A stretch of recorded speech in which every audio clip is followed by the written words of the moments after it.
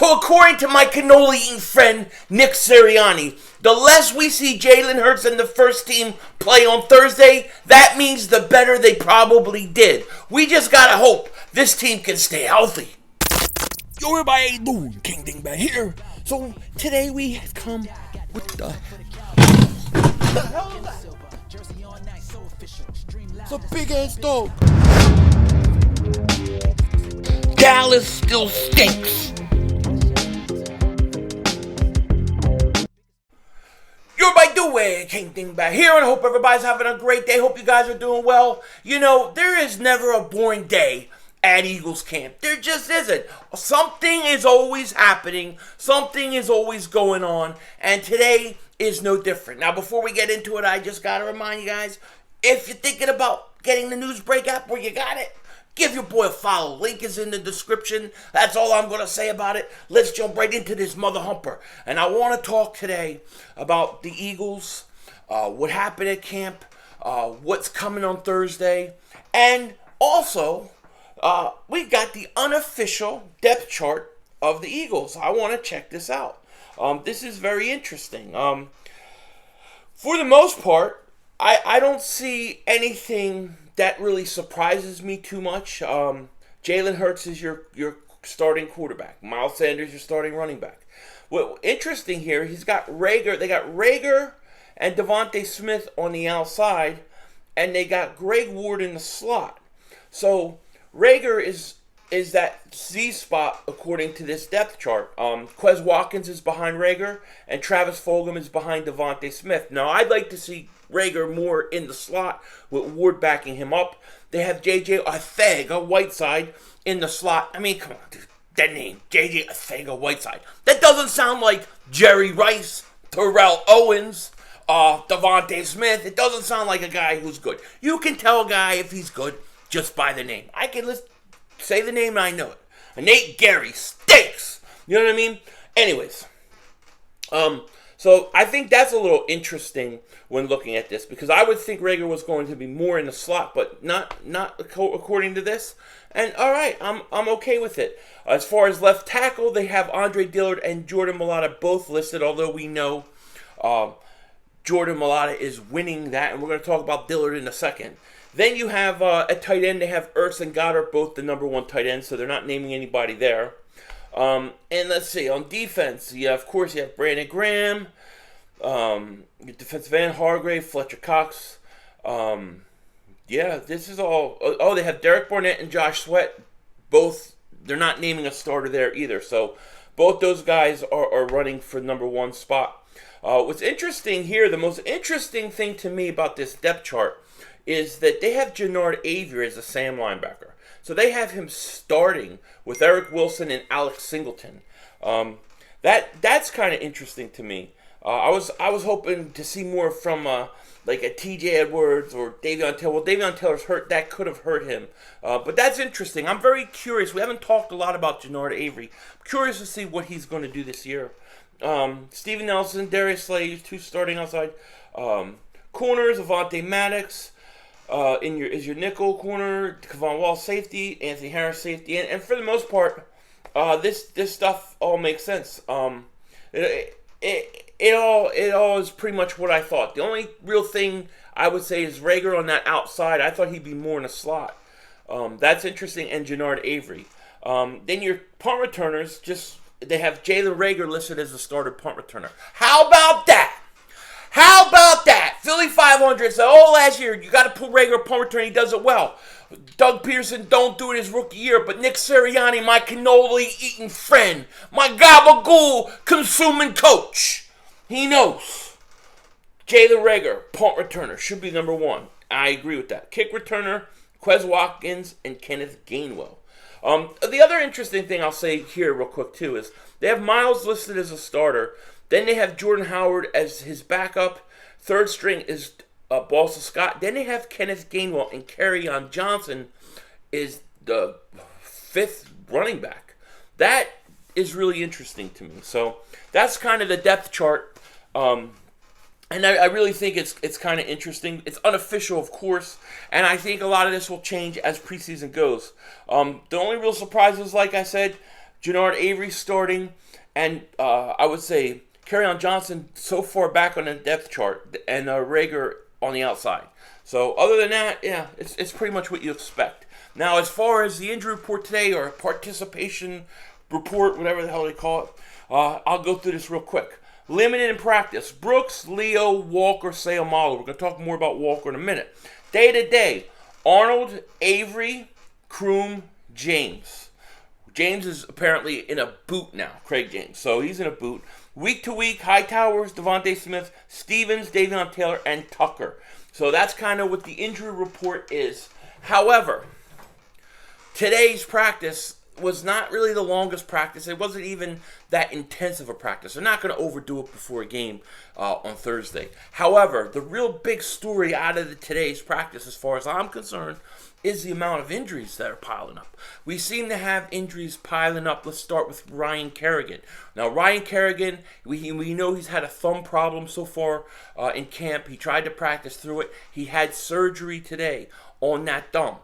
He's going to be out 7 to 10 days, so it wasn't major surgery or anything. Ain't going to keep him out long. He'll be ready to go week 1. That's great news. Get it taken care of. Boom, bing, bang, bop, boom. It's done.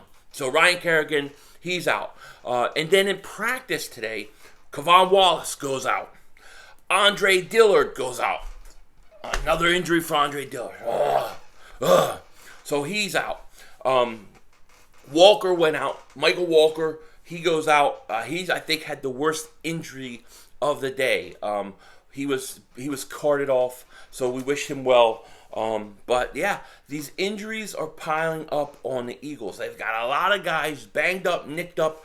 Fortunately, no major injuries yet. Nothing that's going to keep anybody out for a significant amount of time. However, it is piling up. A lot of people getting banged up. It's a shame. I mean, Dillard, he's probably already losing to Jordan Mailata in this left tackle battle, but now he's hurt. I don't know what the severity of him being hurt is. I don't know what the severity of Kevon Wallace is. But Dillard, if he wants that left tackle position, it's going to take a big step back if he can't play on Thursday. The preseason is the time for these guys to make their move on the roster. So Dillard is hurt. Kevon Wallace is hurt. Ryan Kerrigan is hurt. We still have Davion Taylor hurt. Devontae Smith hurt. We have Brooks coming back from injury. I mean, we got a lot of guys banged up and nicked up. No question about it. Fortunately, as long as that list seems, having nobody really seriously injured at this point is a blessing. Knock on wood. Whatever the hell it is. But hopefully it won't be too bad. But I hope Kevon Wallace isn't that bad, because I really wanted to see Kevon Wallace play on Thursday. I wanted to see him play. And, speaking of playing, my cannoli friend, Coach Nick Sirianni, he did a press conference beforehand, and he was saying that, they were asking about how much the guys are going to play, being that you have 4 weeks. You have 3 weeks of preseason now and not 4 weeks. How are they going to do it? And he said there's a plan. He didn't really want to reveal it too much because it could change. They were asking how much playing time Jalen Hurts and the starting offense would get. He basically said that Jalen Hurts and the offense, it would really depend upon their performance. If they go out and they're very, and they're very sharp and they go down, they score, whatever, they have success, he'll pull them quicker.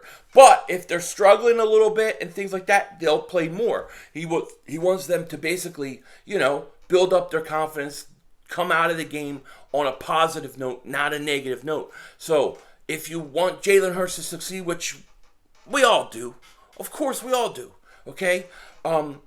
Then yeah, the less they play, the better. Because if he goes out and they go down and score a touchdown, he's probably done for the night. And that's okay by me. Keep your starters healthy, keep them fresh, all that. So hopefully they go out and they do a great job early in the game, and then they're out of the game, and then the backups can come in. The longer they play, that means they're struggling a little more. The coach isn't happy with what he's seen so far.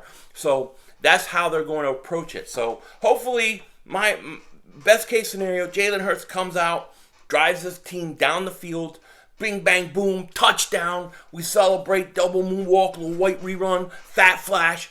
Then they come out of the game. You could stick old man Flacco in there, and we'll see what happens. And we can look at some of these younger guys, man, because there's a lot of young guys to see. I'm going to talk more about specific players tomorrow, what I'm looking for. I'll give you kind of my pregame type thing tomorrow on that game. But of course, I will be streaming that game live. Doing preseason games are different than regular season games because you have to stream it through the internet, and who knows how my internet's going to be. And NFL Game Pass stinks, by the way, because that's how you can stream it. If you're not in the local market, you can stream it. You have to have Game Pass, and Game Pass, their stream has stunk for years. So we'll see if it's any better this year. I have no idea. But the less we see Jalen Hurts on Thursday, the better he did. Remember that. We want him to have early success, go down, score, stay healthy, bang, bang, boom, boom, and we're good. You know what I mean? And really, it's going to be very interesting to see what happens. I'm so excited about Thursday. I'm just a little worried about all these injuries today, man. It's like they're piling up. The injury list is getting bigger and bigger and bigger and bigger.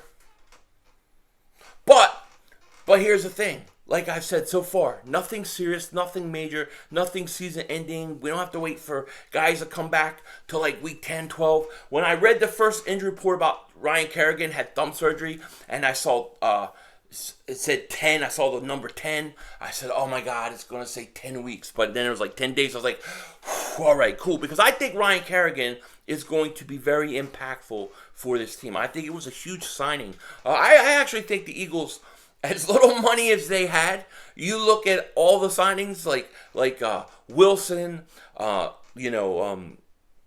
Harris, all those guys. The Eagles had probably, in my opinion, the best value signings out of every team this year. It wasn't a lot, it wasn't a ton, but the guys that they did get can still play in this league. So that's kind of where we are with training camp. Big news of the day. A lot of guys get nicked up, a lot of injuries. With that said, take care. I will talk to you later. And of course, don't be a dingbat.